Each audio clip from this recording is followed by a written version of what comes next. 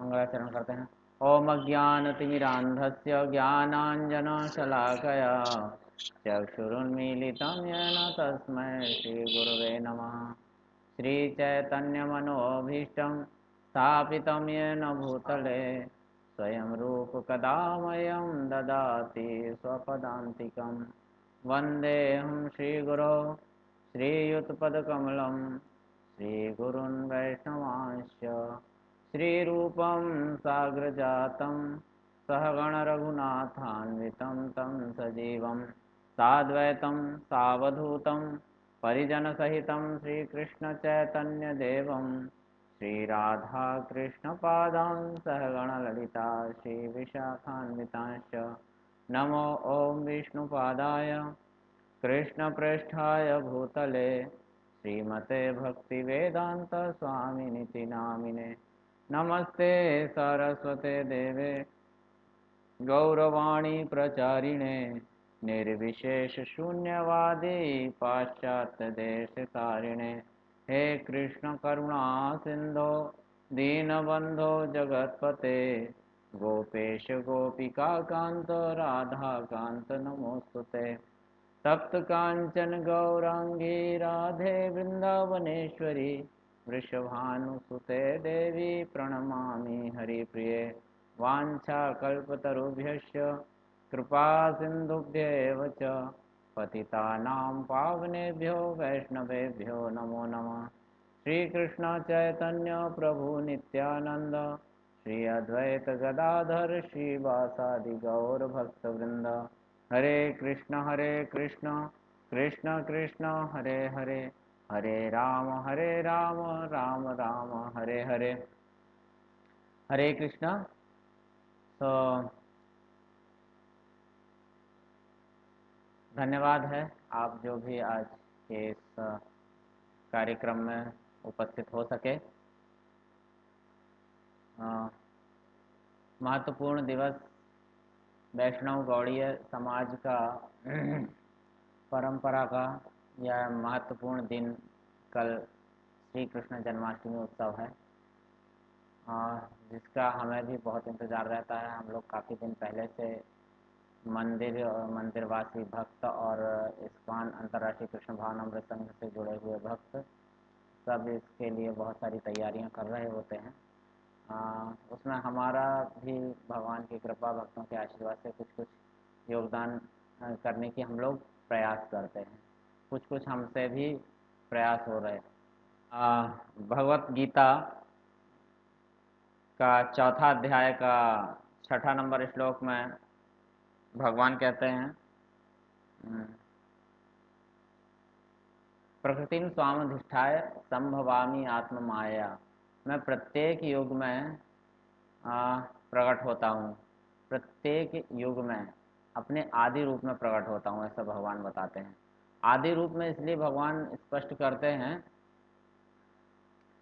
कि हम लोग जो है, हम सामान्य जीव जो है, कल हम इस समय क्या कर रहे थे, हम इतने लोग जो अभी 6-7 लोग एक साथ हैं, वो हम बता नहीं पाएंगे कि हम कल इस समय क्या कर रहे थे। या पिछले साल तो और भी मुश्किल है, पिछले महीने, पिछले साल, 10 साल पहले क्या कर रहे थे, क्या हमारे साथ में घटना घटी, हमें मोटी मोटी जो बड़ी बड़ी बातें उसके अलावा कुछ याद नहीं रहता। लेकिन भगवान वो इस धराधाम में जब आते हैं, पृथ्वी पे कुछ अपनी लीलाएं करने के लिए, लीला संपन्न करने के लिए आते हैं, तो उनके साथ ऐसा होता नहीं है। उनके साथ उन्हें प्रत्येक घटना, प्रत्येक बात वैसे की वैसी स्पष्ट रहती है, वैसे की वैसी वो सारी बातें बता सकते हैं। वर्षों वर्षों वर्षों वर्षों नहीं, कल्पों कल्पों, कई कल्पों की पुरानी, कई बार जब भगवान इस पृथ्वी पर आते हैं, इस ब्रह्मांड में अवतरित होते हैं, अलग अलग ब्रह्मांड में जहाँ जहाँ भी जाते हैं, सारे कितने असंख्य ब्रह्मांड हैं, असंख्य ब्रह्मांड की बातें भगवान हमारे सामने बता सकते हैं कि वहाँ पर क्या था, कब थे, कैसे, क्या क्या बातें हुई। तो ये इसलिए भगवान कहे जन्म कर्म च मे दिव्यम एवं यो वेत्ति तत्वतः। भगवान के जन्म और भगवान के कर्म दिव्य हैं, है ना। उनको जो तात्विक रूप से, जो अच्छे तरीके से जानता है, ये भेद रखता है कि जीव और भगवान अलग अलग है, जीव और भगवान एक नहीं है।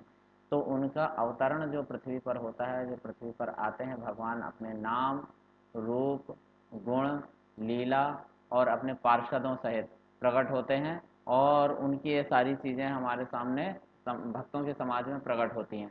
तो जो भक्त नहीं हैं या हमारे जैसे जो सामान्य जीव भगवान की इस भक्ति में बढ़ने का प्रयास कर रहे हैं, इस मार्ग पर आगे आने का प्रयास कर रहे हैं, उनके लिए ये लीलाएं भगवान इस तरह छोड़कर जाते हैं, है ना।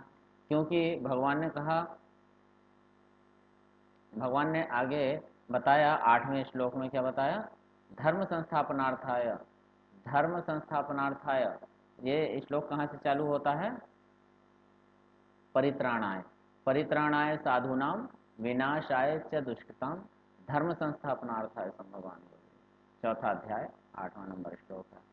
परित्राणाय साधूनाम, मुख्य उद्देश्य है भगवान का इस ब्रह्मांड पर आने में, कहीं ब्रह्मांड पर जाने का मुख्य उद्देश्य परित्राणाय साधूनाम।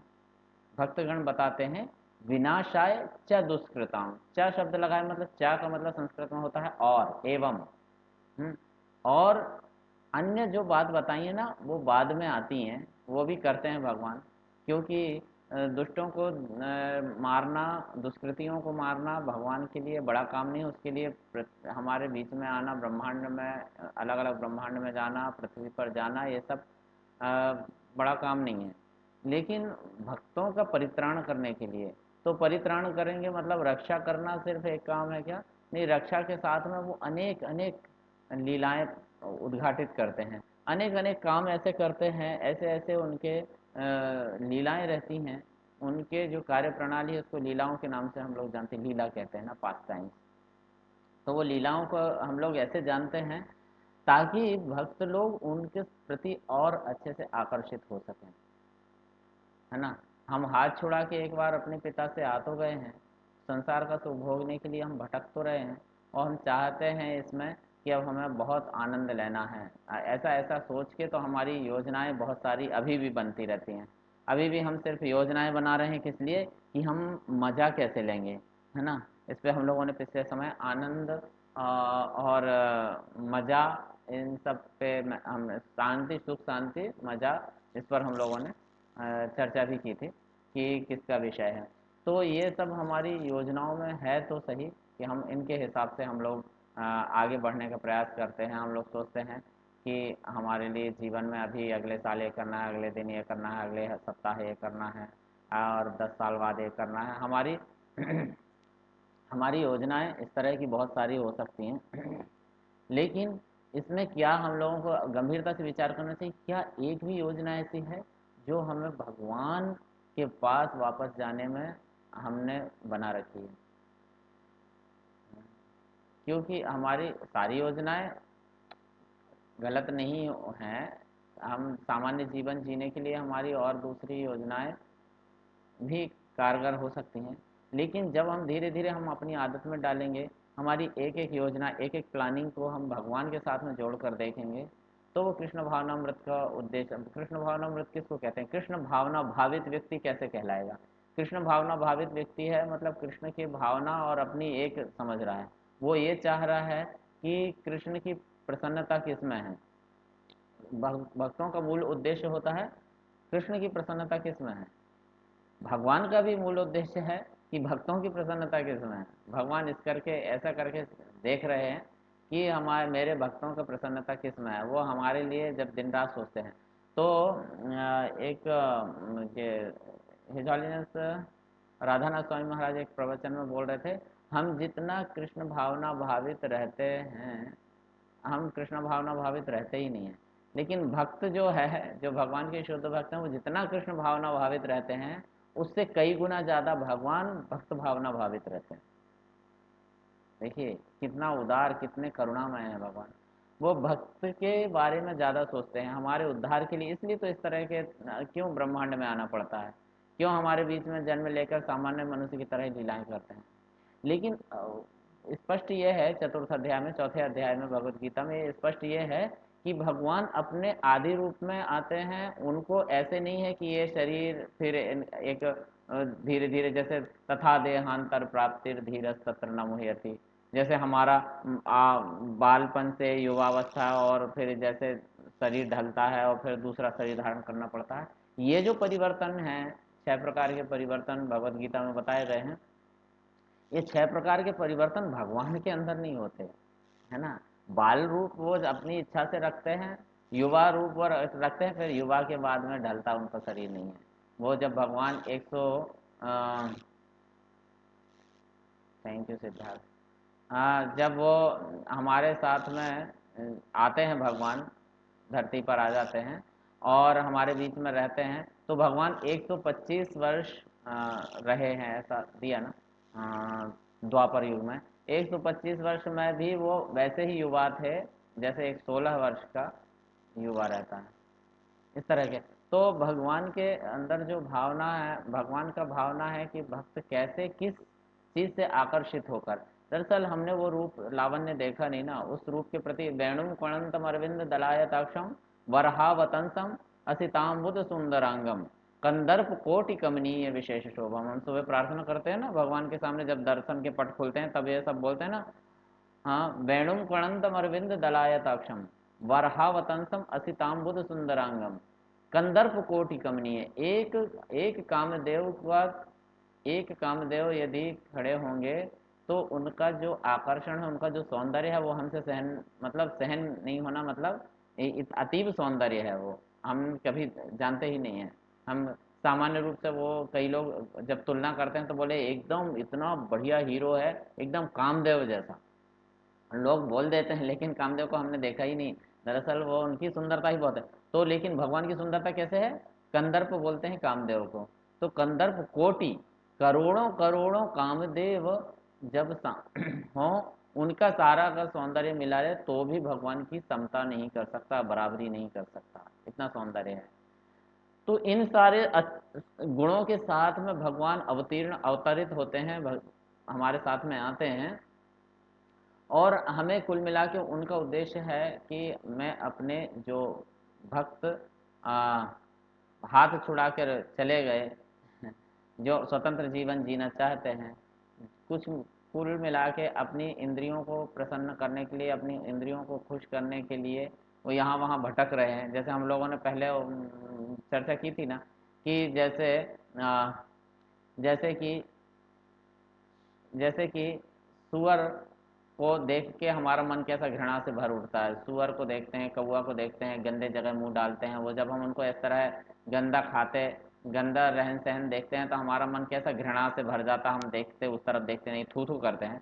वैसे ही हमारे जो आचार व्यवहार हैं, हमारा जो हम इंद्रिय तृप्ति के साधनों में दिन रात लगे हैं और इनके लिए दिन रात योजनाएं प्लानिंग बना रहे हैं, उसको देखकर साधु पुरुष इस तरह सोचते हैं, तो वो भी हमारे उद्धार के लिए सोचते हैं, और भगवान की प्रेरणा से वो भगवान भी हमारे लिए सोचते हैं, है ना।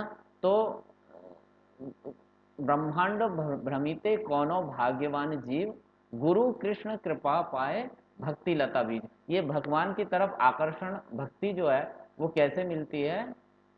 ब्रह्मांड भ्रमिते, जब हम लोग अनेकों अनेक ब्रह्मांड में यहाँ वहाँ भ्रमण करते करते करते करते 84 लाख योनि में भटकते भटकते भटकते, कौनो भाग्यवान, तब हम कोई भाग्यशाली व्यक्ति, किसी गुरु कृष्ण की कृपा पर हम लोग आमना सामना होता, किसी गुरु से, किसी भक्त से हमारा आमना सामना होता, वो फिर हमें हाथ पकड़ के इस ओर ले जाता है। तो हम उन भाग्यशाली जीवों में से हैं, हम बहुत दुर्भाग्य नहीं है। क्यों है हम भाग्यशाली जीवों में से? क्या मालूम हम कहाँ कहाँ से भटक के आ रहे हैं। लेकिन देखो, आज जिन भक्तों ने हमें संवारा है, पकड़ा है, इस तरफ कृष्ण भक्ति में ले जाने का प्रयास कर रहे हैं, तो उन भाग्यशाली जीवों में से हम हैं जिनको भगवान का लाभ हो रहा है, भगवान की तरफ जाने का लाभ प्राप्त हो रहा है। अब हम उस पर ध्यान नहीं दे रहे हैं, हम हाथ छुड़ा के अभी भी भागना चाहते हैं। ये हमारी दुर्मति है, हमारा नसीब जिसको बोलते हैं, हमारा भाग्य खराब है, यदि हम इसको फिर से हाथ छुड़ा के भागना चाहते हैं। एक बार हमने जो गलती की तो आज हम यहाँ पर गोता खा रहे हैं, अभी हम गलती करेंगे तो हम अनेक अनेक जन्म इस तरह गोता खाते रहेंगे। तो एक भक्त बोल रहे हैं कि प्रभु जी, लेकिन ठीक है ना, जन्म आगे बदल जाने से फिर उसके बाद में तो याद कुछ रहता नहीं है, तो होगा भी, जन्म दूसरा होता रहेगा तो क्या समस्या है? बोले इस तरह मुझे किसी ने बस में बैठा था तो ऐसा प्रश्न किया था। निश्चित है, लेकिन अपना स्वार्थ अपना हित तो सब लोग देखते हैं ना। जब हमें मालूम ही हो गया, शास्त्रों ने सिद्ध करा, आचार्यों ने सिद्ध करा, भगवान की वाणी सिद्ध कर रही है कि आप 16वां अध्याय में पढ़िए तो समझ में आएगा। 16वां अध्याय में शायद 19 नंबर श्लोक भगवद गीता में, तब समझ में आएगा कि भगवान कहते हैं कि जो इन आप इस तरह के कामों में लिप्त रहते हैं, अपराधों में लिप्त रहना चाहते हैं, उनको मैं इस संसार के सागर में अधम पतित नरकों में और इस तरह के ब्रह्मांडों में मैं बार बार गोता खिलाते रहता हूँ। हाँ, इस तरह भगवान ने कहा कि मैं ये करता रहता हूँ। तो जब हमें ये क्लियर है कि इस तरह हमारी दुर्गति होनी है, तो हम ही वो व्यक्ति हैं, हम शरीर बदल देंगे तो उससे होना क्या है। हाँ, हम सोच रहे हैं कि अब हम याद नहीं रहेगा तो याद नहीं रहेगा, इसका मतलब क्या है, हम अपने आप को उसमें जाने दें, उसमें झोंक दें हम अपने आप को। ऐसा नहीं, हम लोग हमारे स्वार्थ के लिए, हम अपने सुविधा के लिए, हम अपने सुख के लिए, आगे भी हमारे साथ में ऐसा ना हो जो जितना आज हमारे साथ में हो रहा है, जितना कष्टदायक हम स्थिति में आज हैं, और आगे पता नहीं हम लोग कौन कौन सी कष्टदायक स्थिति में होंगे, है ना। जब हम पढ़ते हैं, समझते हैं, हमारा दिमाग काम करने लगता है। देखो आज हम जिस गुलाब जामुन को, जिस बर्फी को, जिस लड्डू को प्रेम से आस्वादन कर करके, घी के बने व्यंजन, दूध के बने व्यंजन बढ़िया बढ़िया से खाते हैं, और वैसे ही हाँ, जब सुअर के रूप में कोई चला जाता है तो वो मैला भी आपके द्वारा त्यागा गया चीज, जो आपने गंदगी छोड़ रखी है ना, उसके प्रति आकर्षित होकर दौड़ता है वो, उसके लिए वही गुलाब जामुन, मीठा लड्डू उसके लिए वही है। तो हमारे लिए जो ये इतना अच्छे व्यंजन है, उसके लिए वही उतना व्यंजन है। तो शरीर बदल जाने से, शरीर में जब हमारा परिवर्तन हो जाता है, तो हमारा आकर्षण वैसा हो जाता है। तो क्यों हम लोग इस तरह का अपने आप को इन दुर्गति में, इन अधम योनियों में जाने दें। यदि हमारा थोड़ा सा कोशिश, थोड़ी सी हमारे प्रयास, थोड़ा ही है ये तो, हम लोग जो कर रहे हैं तो वो तो बहुत ही थोड़ा है, लेकिन थोड़ा थोड़ा प्रयास हम लोग करते रहेंगे अपने दैनिक कामों के साथ में, अपनी दैनिक क्रियाओं के साथ में, अपन लोग इसके साथ में तो भक्ति का धीरे धीरे अभ्यास करते रहेंगे, तो निश्चित है एक दिन हम लोग इस स्थिति में आ जाएंगे जब हमें ये चीज़ें, निम्न चीज़ें जो हैं, जितना हमारे इनके प्रति आकर्षण है वो कम होने लगेगा। अभी हमारा बहुत कुछ कमी आई है इन चीज़ों में, लेकिन आगे और भी धीरे धीरे इसमें सुधार होता रहेगा, और भगवान के प्रति हमारी चेतना अच्छी हो जाएगी, है ना। तो ये एक भगवान हमारे पास में क्यों आते हैं, इसका उद्देश्य है, भगवान हमारे प्रति बहुत प्रेम रखते हैं। हाँ, जैसे कभी एक बार भी दूर गया बच्चा, या परिवार से जुदा हुआ बच्चा, परिवार से अलग हो गया बच्चा, अपने पिता से दूर चले जाते हैं, माता से दूर हो जाते हैं, अपने पत्नी बच्चों को अलग लेके रहने लगते हैं, फिर उसके बाद उनका जो है उनका भाव बदलता है। फिर कभी ऐसा लगता है, एक बार भी वो संकट की घड़ी में बोल देते हैं कि पापा मैं आना चाहता हूँ, तो पापा को ऐसा लगता है या माँ को ऐसा लगता है कि हमें तुरंत ले आना चाहिए, और वो खुद व्यवस्था करके जैसे तैसे करके, अच्छा तुझे नहीं हो पा रहा तो चलो मैं करके ले चलता हूँ। ऐसे कुछ परिवारों को मैंने देखा भी है नज़दीक से अपने जीवन में। तो ऐसे जब कोई कहता है कि मैं आना चाहता हूँ, आपके साथ रहना चाहता हूँ, तो हमसे गलती हो गई वगैरह क्षमा मांग लेते हैं, तो पिता तुरंत तैयार बैठे हैं, वो अपने घर में ले जाके फिर उनके साथ में लाड़ प्यार व्यवहार अच्छा करने लगते हैं। तो ऐसे ही हमारे परमपिता हमारे रास्ता देख रहे हैं, इसके लिए उनको धर्म संस्थापनार्थ आए। इसलिए धर्म का मार्ग, क्योंकि हम लोग अधर्म कामों में लगे हुए हैं, इसलिए भगवान धर्म संस्थापनार्थ आए, संभवामी योगे हुए, इसलिए उनको हर युग में इधर आना पड़ता है।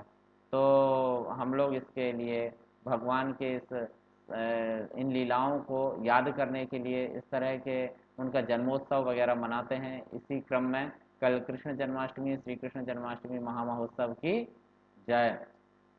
कल कृष्ण जन्माष्टमी बड़े उत्साह से मनाएं। हम लोग जो सेवाएं मिल रही हैं उनको बड़ी गंभीरता पूर्वक, बड़े धैर्य के साथ में करें। उसके लिए हम जल्दी ही अभी हम उसका ये सूचीबद्ध कर रहे हैं कि कौन क्या सेवा कर पाएंगे।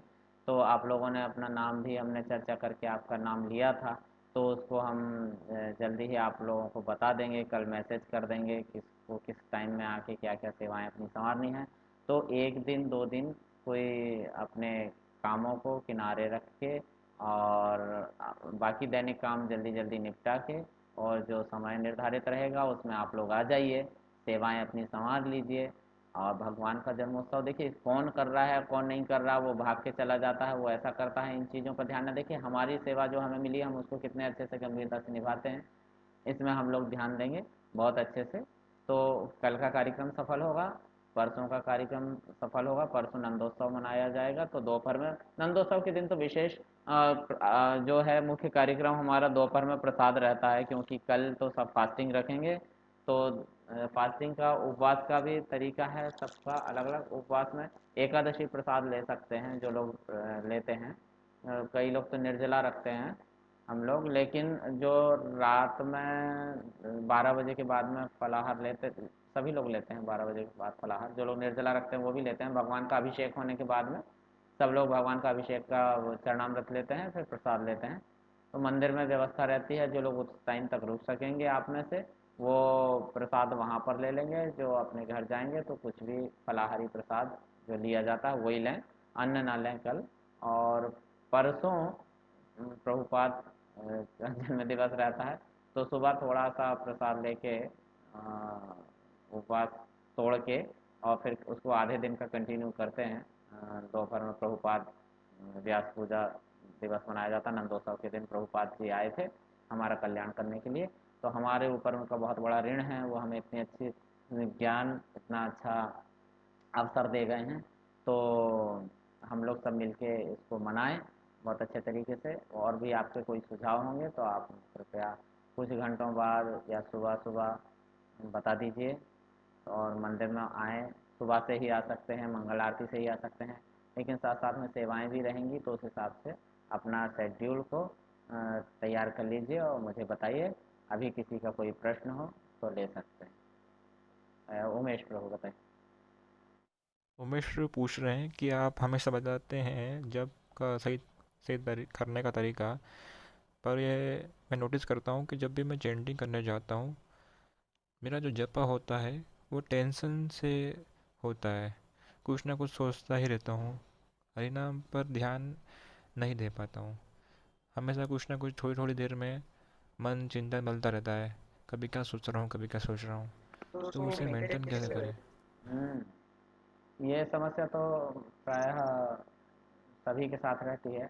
आपका हो सकता है किसी का अनुपात ज़्यादा होगा, किसी का परसेंटेज ज़्यादा है इस तरफ बाहर ध्यान ज़्यादा जाता है, किसी का कम जाता है।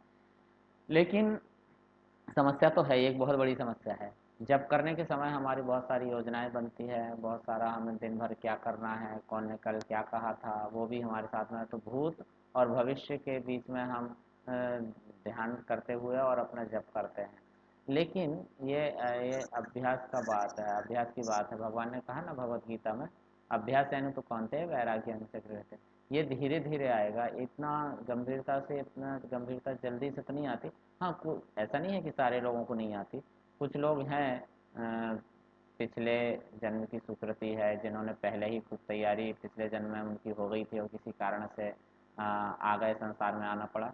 तो वो लोग अभी से ही बहुत गंभीरता से जप वगैरह हर सेवा को बहुत गंभीरता से करते हैं, पूरा ध्यान पूर्वक करते हैं। लेकिन हमारे साथ में ऐसा नहीं हो पाता है, हम लोगों को ध्यान बहुत भटकता है, यहाँ वहाँ जाता है।